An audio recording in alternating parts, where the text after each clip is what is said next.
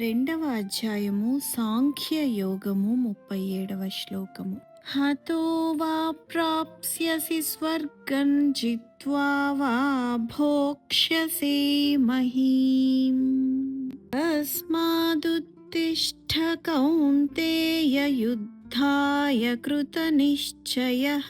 తాత్పర్యము: ఓ అర్జున, రణరంగమున మరణించినచో నీకు వీరస్వర్గము ప్రాప్తించును. యుద్ధమున జయించినచో రాజ్యభోగములను అనుభవింపగలవు కనుక కృత నిశ్చయుడవై యుద్ధమునకు లెమ్ము. కరణ: ఇది చాలా మహత్వపూర్ణమైన శ్లోకము. దీని అర్థము అన్ని వేళలా యుద్ధానికి సిద్ధంగా ఉండమని మాత్రము కాదు, దానిని సరిగ్గా అవగతం చేసుకోవలసి ఉంటుంది.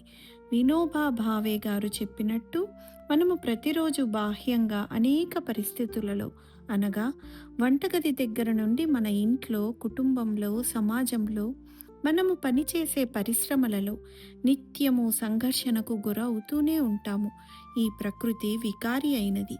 ఈ వికారములతోనున్న ప్రకృతితో సంపర్కము లేదా సంయోగము చేయడం వలన మనలో కూడా వికారాలు సంప్రాప్తిస్తాయి. అవి మనలో ప్రవేశించి అనేక రూపాంతరాలు చెంది మనల్ని మోహితులను చేస్తూనే ఉంటాయి. యుద్ధంలో మరణించినట్లయితే స్వర్గము ప్రాప్తిస్తుంది. జయము కలిగినట్లయితే ఈ పృథ్వీని అనగా రాజ్యాన్ని అనుభవించవచ్చు. అందువలన యుద్ధానికి సిద్ధము కమ్మని భగవంతుడు చెబుతున్నాడు. ఇక్కడ యుద్ధము అనేది ఒక ఉపలక్షణం, అనగా క్షత్రియుడికి రాజ్యాన్ని, రాజ్యంలో ఉన్న ప్రజలను సంరక్షించటం ప్రథమ లక్షణం. అలాగే సైనికుడికి దేశ రక్షణ. అలాగే మనందరికీ నిర్దేశించబడిన కర్తవ్యాలను నిర్వర్తించడమే మన యొక్క ముఖ్య లక్షణం అని గుర్తించాలి. మనము ప్రత్యేకమైన భూమిక పోషించడానికి ఈ మానవ జన్మను పొందాము. ఈ భూమిక తప్పనిసరిగా నిర్వర్తించగలగాలి.